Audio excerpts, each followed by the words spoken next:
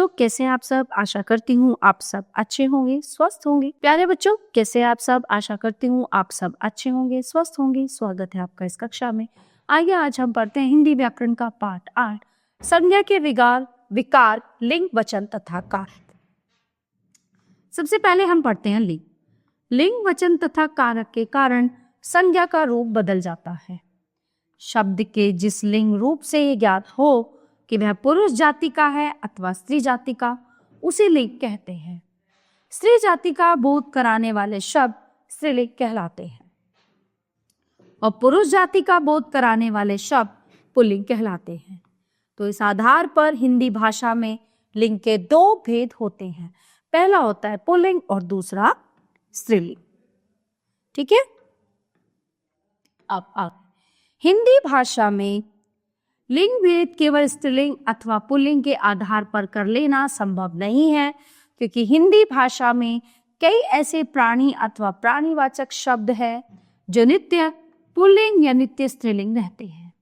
कुछ शब्द ऐसे भी हैं जो स्त्रीलिंग और पुल्लिंग दोनों माने जाते हैं। अतः हिंदी भाषा में लिंग का निर्धारण शब्द के अर्थ और रूप के आधार पर किया जाता है। कई बार लिंग का निर्धारण व्यवहार के आधार पर भी किया जाता है। ठीक है। अर्थात जिस शब्द का प्रयोग परंपरा से स्त्रीलिंग के रूप में किया जा रहा है तो वह स्त्रीलिंग है, और जिसका प्रयोग पुल्लिंग के रूप में किया जा रहा है तो वो पुल्लिंग है। ऐसा केवल अप्राणीवाचक संज्ञाओं के साथ होता है। आइए लिंग के विषय में विस्तार से जानें। नित्य पुल्लिंग। कुछ शब्द हमेशा पुल्लिंग में ही प्रयुक्त होते हैं, जैसे मच्छर, गीदड़, भेड़िया, कौवा, खरगोश, खटमल, तोता, उल्लू, पक्षी, मगरमच्छ, बाज, बिच्छू आदि। नित्य स्त्रीलिंग। कुछ शब्द हमेशा स्त्रीलिंग में ही प्रयुक्त होते हैं, जैसे लोमड़ी, गिलहरी, मक्खी, मछली, छिपकली, कोयल, दीमक, तितली, मैना, मकड़ी आदि। हम अपनी रोजमर्रा की जिंदगी में कुछ ऐसे शब्दों का प्रयोग करते हैं जो उचित तो होते हैं, परंतु जब भाषा की दृष्टि से देखा जाता है या उनका लिंग परिवर्तन किया जाता है तब हम सोच में डूब जाते हैं कि आखिर मच्छर का लिंग परिवर्तन कैसे हो सकता है या खरगोश का लिंग कैसे बताया जा सकता। तो इसी परेशानी से बचने के लिए हिंदी भाषा के कुछ नियम बने हैं, जिनके आधार पर हम ऐसे शब्दों का भी लिंग भेद अथवा लिंग परिवर्तन आसानी से कर सकते हैं, जैसे मक्खी नरमक्खी, लोमड़ी नरलोमड़ी, मच्छर मादा मच्छर, गीदड़ मादा गीदड़, इस तरह से। ठीक है। पुल्लिंग की पहचान। पर्वत, सागर, देश, पेड़, महीने, धातु, तारे, ग्रह, नक्षत्र, रत्न, शरीर के अंग आदि के नाम प्राय पुल्लिंग में होते हैं, जैसे पर्वतों के नाम हिमालय, विंध्याचल, आल्पस, एंडीज आदि। सागरों के नाम प्रशांत महासागर, हिंद महासागर। पेड़ के नाम चीड़, चिनार, जामुन, जितने भी पेड़ आते हैं। महीनों के नाम मार्च, अप्रैल, ज्येष्ठ, आषाढ़। धातुओं के नाम पीतल, तांबा, कांस्य। नक्षत्रों के नाम बुध, शुक्र, मंगल। रत्नों के नाम हीरा, पन्ना, मूंगा, नीलम, पुखराज। शरीर के अंग मुंह, हाथ, कान, गला। दिनों के नाम सोमवार, मंगलवार, बुधवार। वर्णमाला के कुछ अक्षर जैसे अ, आ, उ, क, ख, ग, घ, त, प, र आदि पुल्लिंग होते हैं। समूह अथवा झुंड का बोध कराने वाले शब्द भी पुल्लिंग के अंतर्गत आते हैं, जैसे दल, समूह, परिवार, झुंड, कुटुंब, समाज आदि।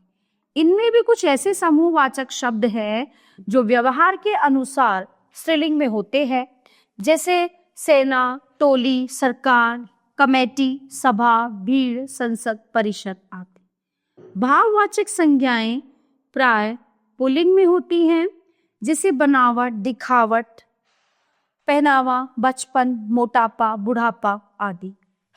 अकारांत तथा आकारांत शब्द भी पुल्लिंग में होते हैं, जैसे ग्रह, घर, मकान, भोजन, वन, बड़ा आदि।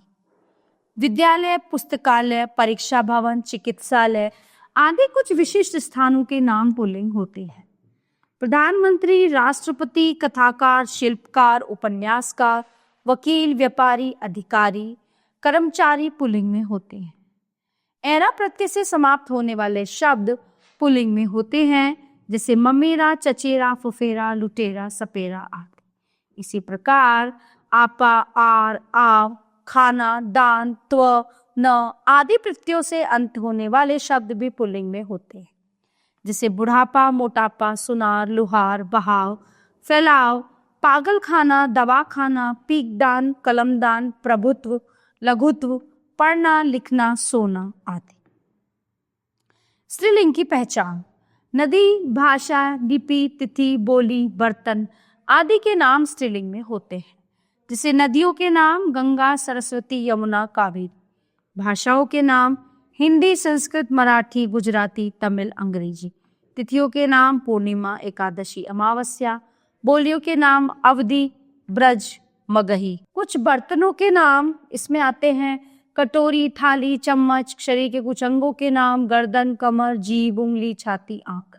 इनके अतिरिक्त जिन शब्दों के अंत में आई, ता, नी, आवट, आहट, ई, री, आनी, आस, इया, इमा आदि प्रत्यय जुड़े होते हैं, वे भी स्त्रीलिंग में होते हैं। देखो ये शब्द यहाँ पे दिए हुए हैं। आई, लड़ाई, धुलाई, कढ़ाई। ता, निकटता, सुंदरता, मधुरता। नी, जापानी, चटनी, छलनी। आवट, बनावट, सजावट, लिखावट। आहट, घबराहट, सरसराहट। ई, लकड़ी, खिड़की, गर्मी। री, बकरी, परी आदि। या चिड़िया, गुड़िया, पुड़िया। इमा, लालिमा, गरिमा, कालिमा।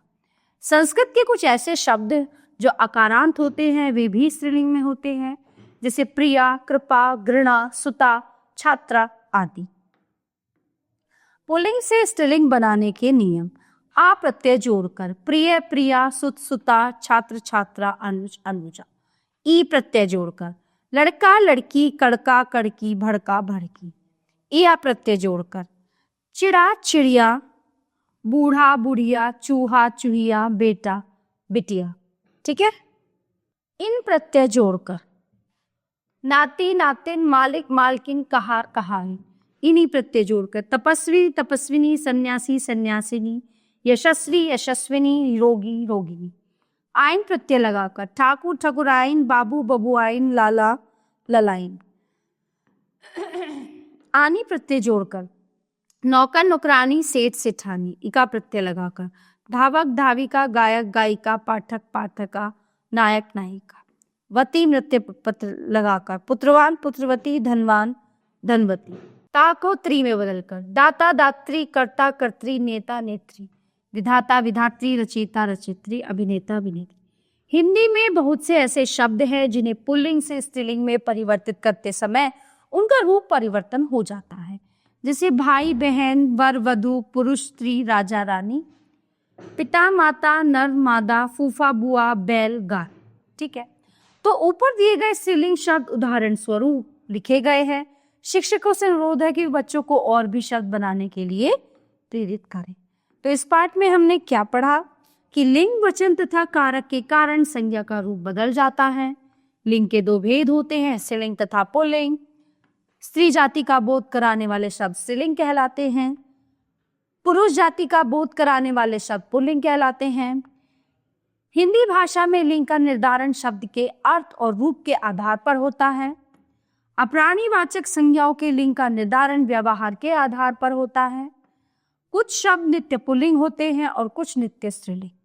नित्य पुल्लिंग और नित्य स्त्रीलिंग शब्दों के लिंग परिवर्तन के समय मादा और नर शब्दों का प्रयोग किया जाता है। पुल्लिंग से स्त्रीलिंग तथा स्त्रीलिंग से पुल्लिंग बनाते समय बहुत से प्रत्ययों का प्रयोग किया जाता है। बहुत से पुल्लिंग शब्द ऐसे होते हैं जिनका लिंग परिवर्तन के समय पूरी तरह से रूप परिवर्तित हो जाता। तो ये जो टॉपिक है, ये विषय हमारा लिंग ही पे समाप्त होता है। अगला विषय है हमारा वचन, नंबर्स, जिनको हम नंबर्स भी कहते हैं। चलिए निम्नलिखित वाक्यों को ध्यान से पढ़िए। मजदूर मकान बना रहा है, मजदूर मकान बना रही है। रमा ने भगवान के चरणों में फूल चढ़ाए, पुजारी ने भगवान पर फूलों की माला चढ़। ठीक है। तो उपयुक्त वाक्यों को ध्यान पूर्वक पढ़ने पर आपने देखा होगा कि कुछ वाक्यों में कर्ता क्रिया की एक संख्या का बोध हो रहा है, तो कुछ वाक्यों में उनकी अनेक संख्याओं का बोध हो रहा है। ये एक और अनेक संख्या का बोध कराना ही वचन कहलाता है। तो शब्द के जिस रूप से उनके एक या अनेक होने का बोध होता है उसे वचन कहते हैं। वचन के प्रकार, हिंदी के वचन दो प्रकार के होते हैं, एक वचन, बहुवचन। तो एक वचन का मतलब क्या होता है कि शब्द के जिस रूप से एक ही प्राणी अथवा वस्तु का बोध होता है वो एक वचन कहलाता है। जैसे लड़की, पुस्तक, बस, चिड़िया आदि। लड़की नाच रही है, मेज पर पुस्तक रख। बहुवचन, शब्द के जिस रूप से एक से अधिक प्राणियों अथवा वस्तुओं का बोध होता है वह बहुवचन कहलाता है। जैसे मालाएं, कुर्सियां, पुस्तकें, मिठाइयां आदि। भगवान की मूर्ति पर बहुत सारी मालाएं हैं। सभाघर में बहुत सी कुर्सियां लगी थी। वचन की पहचान, वचन की पहचान मुख्यतः दो प्रकार से होती है। संज्ञा सर्वनाम शब्दों के द्वारा। जब संज्ञा या सर्वनाम शब्द एक अथवा अनेक का बोध कराते हैं, जैसे शिक्षक ने पाठ पढ़ाया, वे वैष्णो देवी जा रहे हैं, हम कल खूब खेले, श्रेष्ठ खेल रहा है। क्रिया के रूप द्वारा, जब कुछ संज्ञा शब्दों का रूप एक वचन तथा बहुवचन दोनों में एक सा रहता है तब उनका वचन जानने के लिए उन वाक्यों की क्रियाओं के रूप को देखा जाता है और उनके आधार पर वचन पहचाना जाता है। जैसे अध्यापक पढ़ा रहे हैं, फूल खिल रहे हैं, बच्चों को रोता देख मेरे आंसू निकल आए, बंदर पेड़ पर लटक रही है। उपरोक्त वाक्यों में अध्यापक, फूल, आंसू, बंदर के वचन का ज्ञान क्रियाओं से हो रहा है। वचन संबंधी ध्यान देने योग्य बातें। वचन बदलते समय कुछ महत्वपूर्ण बातें हैं जिन्हें ध्यान में रखना बहुत आवश्यक है। कुछ ऐसी बातें हैं जिनको हमें जरूर अपने दिमाग में रखना चाहिए। अपने से बड़ों के प्रति आदर या सम्मान प्रकट करने के लिए एक वचन के स्थान पर बहुवचन का प्रयोग किया जाता है। जैसे आपकी माताजी कहाँ गई हैं? महात्मा गांधी आज भी हमारे लिए पूज्य हैं। पवन पुत्र हनुमान श्री राम के भक्त थे। मेरे अध्यापक बहुत अच्छा पढ़ाते हैं। पुरुषवाचक सर्वनाम तू एक वचन है, परंतु शिष्टता को ध्यान में रखते हुए हिंदी भाषा में तू के स्थान पर तुम अथवा आप का प्रयोग किया जाता है। जैसे रोहन, तुम अभी तक गए नहीं, तुम्हें अपना काम स्वयं करना चाहिए। बेटा, आपके पिताजी का नाम क्या है? मुझे तुम्हारी माताजी से बात करनी पड़ेगी। कई बार क्षेत्रीयता के चलते भी एक वचन के स्थान पर बहुवचन का प्रयोग किया जाता है। जैसे लखनऊ और बिहार में रहने वाले लोग अधिकांशतः मैं के स्थान पर हम का प्रयोग करते हैं। जैसे हमें अभी घर पहुंचना है, हमने आपको पहले से ही सूचित कर दिया था। बड़प्पन प्रकट करने के लिए भी एक वचन के स्थान पर बहुवचन का प्रयोग होता है।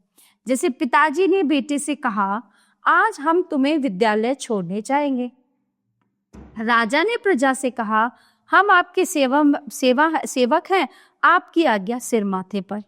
अपनी प्रजा से कहा कि हम आपके सेवक हैं, आपकी जो आज्ञा होगी उसे हम मानेंगे। कुछ संज्ञा शब्द सदैव बहुवचन में ही रहते हैं, जैसे बाल, दर्शन, आंसू, प्राण, होश, हस्ताक्षर, समाचार, दाम, लोग आदि।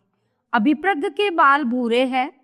सचिन तेंदुलकर के दर्शन इतने आसान नहीं हैं। बुढ़िया के इकलौते पुत्र की मृत्यु पर मेरे आंसू निकल आए, उसके प्राण निकल गए। कुछ संज्ञा शब्द जो बहुवचन में होते हैं परंतु उनका प्रयोग एक वचन के रूप में होता है, जैसे जाति, सेना, दल, परिवार, वर्ग, गण, वृंद, पदार्थ सूचक शब्द, सोना, चांदी, पानी, दूध आदि। मानव जाति का उत्थान ही समाज का उत्थान है। भारतीय सेना ने शत्रु पक्ष को हरा दिया। आजकल गले से चेन खींचने वालों का दल काफी सक्रिय है। मेरा परिवार ही मेरा जीवन है। व्यक्तिवाचक तथा भाववाचक संज्ञाओं का प्रयोग सदा एक वचन में ही होता है। जैसे बच्चों को खेलते देखकर मुझे अपना बचपन याद आ गया। दशहरी आम में बहुत मिठास होती है। संध्या नाच रही है। ताजमहल की सुंदरता देखते ही बनती है। ऐश्वर्या राय बॉलीवुड की अभिनेत्री हैं। आकाश, पानी, वर्षा, जनता, प्रजा, सत्य आदि शब्दों का प्रयोग सदैव एक वचन में होता है।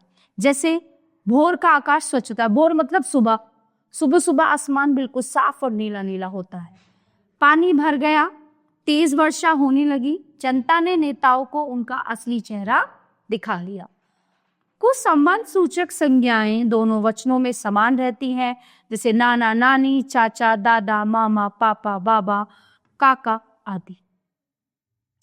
वचन परिवर्तन एक वचन से बहुवचन बनाने के नियम। पुल्लिंग शब्दों में अंतिम अ आ को ए कर दिया जाता है, जैसे कलम कलमी, बाह बाहें, बात बातें, लता लताएं, रात रातें, किस्सा किस्से, चूहा चूहे, विद्या विद्याएं, संतरा संतरे। इकारांत इकारांत शब्दों के अंत में यहाँ जोड़कर तथा ई को ई करके वचन बदल जाता है, जैसे तिथि तिथियां, गीति गीतियां, लिपि लिपियां, निधि निधियां, विधि विधियां, गाड़ी गाड़ियां, पगड़ी पगड़ियां। स्त्रीलिंग शब्दों के अंत में लगे या को या करके भी वचन बदला जाता है, जैसे चिड़िया चिड़िया, खटिया खटिया, चुटिया चुटिया, गुड़िया गुड़िया, लुटिया लुटिया, डिबिया डिबिया। उकारांत शब्दों के बहुवचन बनाते समय उकारांत का उकारांत हो जाता है, जैसे वधु का बहुवचन वधु। कुछ संज्ञा शब्दों में अ तथा आ के स्थान पर ओ तथा परसर कारक चिन्ह लगाकर भी वचन बदल जाता है, जैसे सभी अभिभावकों ने फीस बढ़ोतरी के खिलाफ मोर्चा निकाला। छात्रों ने समय पर प्रश्न पत्र पूरा कर लिया। राजा के महल से गरीबों को निकाल दिया गया। वृक्ष की लताओं पर सुंदर फूल खिले हैं। मम्मी के सुपरस्टार कार्यक्रम में सभी माताओं ने अपने अपने बच्चों का पक्ष लिया। तो आइए देखते हैं इसमें हमने क्या पढ़ा कि शब्द के जिस रूप से उसके एक या अनेक होने का बोध हो उसे वचन कहते हैं। वचन दो प्रकार के होते हैं, एक वचन और बहुवचन। वचन की पहचान दो तरह से की जाती है, संज्ञा सर्वनाम शब्दों के द्वारा तथा क्रिया के रूप द्वारा। आदर सम्मान प्रकट करने तथा बड़प्पन जताने के लिए एक वचन के स्थान पर बहुवचन का प्रयोग किया जाता है। कुछ संज्ञा शब्द सदैव एक वचन में रहते हैं, जैसे जनता, प्रजा, वर्षा, सत्य आदि। व्यक्तिवाचक और भाववाचक संज्ञाएं सदैव एक वचन में रहती हैं। कुछ संज्ञा शब्द सदैव बहुवचन में प्रयुक्त होते हैं, जैसे आंसू, प्राण, दर्शन, बाल, दाम, होश आदि। संबंध सूचक संज्ञाओं का वचन परिवर्तन नहीं होता है, जैसे दादा, नाना, चाचा आदि। कुछ शब्द बहुवचन भी होते हुए भी एक वचन के रूप में प्रयुक्त होते हैं, जैसे जाति, वर्ग, दल, सेना आदि। वचन परिवर्तन के कुछ नियम भी हैं जिनके अनुसार बहुवचन बनाया जाता है। तो ये विषय जो हमारा उपविषय है यहीं पे खत्म होता है। अगला टॉपिक है हमारा कारक। निम्नलिखित वाक्यों को ध्यानपूर्वक पढ़िए। मोटू ने पतलू को मारा, माँ ने चाकू से फल काटा, राजा ने भिखारी को कंबल दिया। ट्रेन से पटरी उतरी, यह शेर की गुफा है, तोता डाल पर बैठा है। उपरोक्त वाक्यों को ध्यान से पढ़ने पर पता चलता है कि सभी में कोई ना कोई क्रिया दर्शाई गई है जिसका संबंध संज्ञा पदों से है। जैसे मोटू ने पतलू को मारा, इसमें मारा क्रिया है। माँ ने चाकू से फल काटा, इसमें काटा क्रिया है। ट्रेन पटरी से उतरी, इसमें उतरी क्रिया है। ठीक है। अतः वाक्य में प्रयुक्त संज्ञा या सर्वनाम पदों का जो रूप उनका संबंध क्रिया के साथ बताता है कारक कहलाता है। कारक का शाब्दिक अर्थ है करने वाला, अर्थात क्रिया को पूरा करने में योगदान देने वाला। दिए गए वाक्यों में मोटू, पतलू, माँ, चाकू, फल, राजा, भिखारी, कंबल, ट्रेन, पटरी, शेर, गुफा, तोता और डाल संज्ञा पद हैं। इनका क्रिया से संबंध बताने के लिए ने, को, से, की पारी चिन्हों का प्रयोग किया गया है। इन चिन्हों को ही कारक चिन्ह कहा जाता है। इन्हें परसर्ग भी कहा जाता है। कारक के भेद। कारक के मुख्यतः 8 भेद होते हैं जो हम अब तक पिछली कक्षाओं में भी पढ़ते आए हैं। कर्ता कारक, कर्म कारक, करण कारक, संप्रदान कारक, अपादान कारक, संबंध कारक, अधिकरण कारक और संबोधन कारक। तो सबसे पहले हम बात करेंगे कर्ता कारक के बारे में। कर्ता अर्थात करने वाला, वाक्य में जिसके द्वारा क्रिया की जाती है या हो रही होती है। वह कर्ता कारक कहलाता है। कर्ता कारक का चिन्ह ने होता है, जैसे शिक्षक ने पाठ पढ़ाया परसर्ग सहित, बच्चे ने खाना खाया परसर्ग सहित। ठीक है, शिक्षक पाठ पढ़ाता है परसर्ग सहित, बच्चा खेलता है परसर्ग सहित। दिए गए पहले 2 वाक्यों में ने परसर्ग का प्रयोग हुआ है और बाद के 2 वाक्यों में नहीं, परंतु ऐसे परसर्ग रहित वाक्य भी कर्ता कारक के अंतर्गत ही आएंगे, क्योंकि कर्ता कारक में कर्ता 2 रूपों में आता है, परसर्ग सहित तथा परसर्ग रहित। परसर्ग रहित वाक्य में क्रिया सकर्मक तथा भूतकाल में होती है, इसलिए वहां वाक्य परसर्ग रहित होता है। इसके साथ ही क्रिया सकर्मक हो अथवा अकर्मक, यदि वह वर्तमान और भविष्य काल में होती है तो वहां भी वाक्य परसर्ग रहित ही होता है। जैसे शिक्षक पाठ पढ़ाता है, वाक्य में क्रिया सकर्मक और वर्तमान काल में होती है, अतः यहाँ ने परसर्ग लुप्त है, यानी कि हाइड है। इसी प्रकार बच्चे ने खाना खाया, वाक्य में क्रिया सकर्मक है तथा भूतकाल में हो चुकी है, इसलिए वहां ने परसर्ग का प्रयोग हुआ है। ने परसर्ग केवल भूतकाल की सकर्मक क्रिया के साथ ही लगता है। कर्म कारक, संज्ञा या सर्वनाम के जिस पद पर क्रिया का प्रभाव पड़ता है उसे कर्म कारक कहते हैं। इसका परसर्ग को होता है, जैसे राजा ने चोर को दंड दिया, सपेरे ने सांप को नचाया, पुलिस ने अपराधी को पकड़ लिया, माँ ने बाजार से कपड़ा खरीदा। ठीक है, तो इन वाक्यों में चोर, अपराधी, सांप तथा कपड़ा कर्म कारक है। इनमें दंड दिया, पकड़ लिया, नचाया तथा खरीदा क्रियाएं जिनका प्रभाव चोर, अपराधी, सांप तथा कपड़ा पर पड़ता है, अतः ये कर्म कारक के उदाहरण है। वाक्य में कर्म की पहचान करने के लिए क्रिया के साथ क्या अथवा किसको लगाकर प्रश्न करने पर जो उत्तर मिलता है वो कर्म कारक होता है। जैसे पुलिस ने अपराधी को पकड़ लिया, किसको पकड़ लिया? अपराधी को, अतः अपराधी कर्म कारक है। ठीक है, तीसरा है कर्ण कारक। कर्ण का अर्थ होता है साधन या माध्यम, अतः क्रिया के करने अथवा होने के साधन या माध्यम बनने वाले संज्ञा अथवा सर्वनाम पद कर्ण कारक कहलाते हैं। इसका परसर्ग से तथा के द्वारा होता है।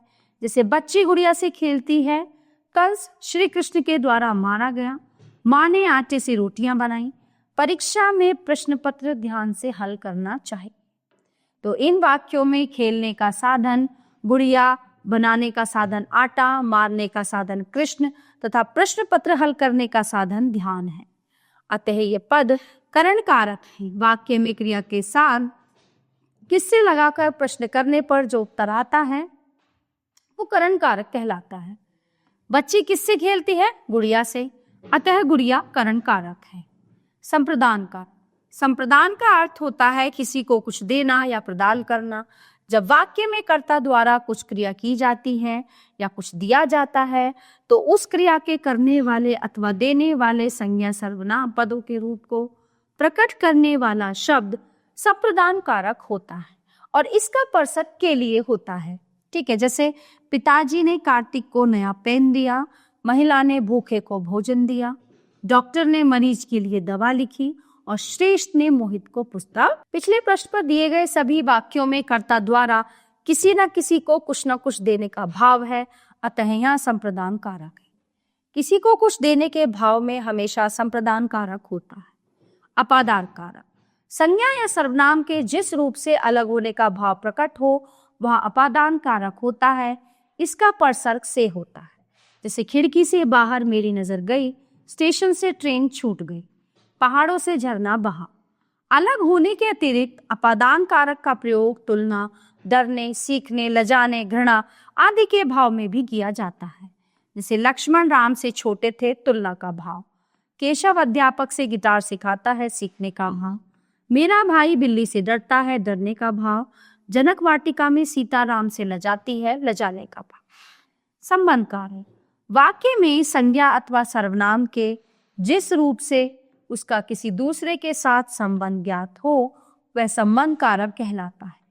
इसके परसर्ग का, के, की, रा, रे, री, ना, ने, नी आदि होते हैं। जैसे तुम्हारे दादाजी आ गए, यह उसकी तस्वीर है। हमने अपना काम कर लिया, मेरी माँ ने सबको बुलाया। ठीक है, तो इन वाक्यों में तुम्हारे, उसकी, अपना, मेरी सर्वनामों का संबंध क्रमशः दादाजी, तस्वीर, काम तथा माँ से पता चलता है। अतः इनमें संबंध कारक है। अधिकरण कारक, अधिकरण अर्थात आधार यानी संज्ञा या सर्वनाम के जिस रूप से क्रिया के होने के स्थान व समय का पता चले वह अधिकरण कारक होता है। इसका परसर्ग में तथा पर होता है। जैसे कपड़े अलमारी में हैं, आकाश में पक्षी उड़ रहे हैं, पुस्तक मेज पर रखी है और बोर्ड परीक्षाएं मार्च में होंगी। अधिकरण कारक का प्रयोग कई जगह परसर्ग रहित भी होता है। जैसे बच्चों ने घर घर घूमकर चंदा इकट्ठा किया, दिल्ली में जगह जगह हरियाली है। संबोधन कारक, संज्ञा अथवा सर्वनाम का वह रूप जिससे किसी को बुलाने या पुकारने का बोध हो उसे संबोधन कारक कहते हैं। इसका परसर्ग हे, अरे, ओ आदि होता है। जैसे हे भगवान, अब मैं क्या करूं, अरे श्याम कहाँ चले गए, ओ लड़के जरा सुन। कारण कारक और संप्रदान में अंतर, दोनों कारकों में को परसर्ग का प्रयोग किया जाता है, परंतु दोनों में अंतर है। डिफरेंस है क्या है?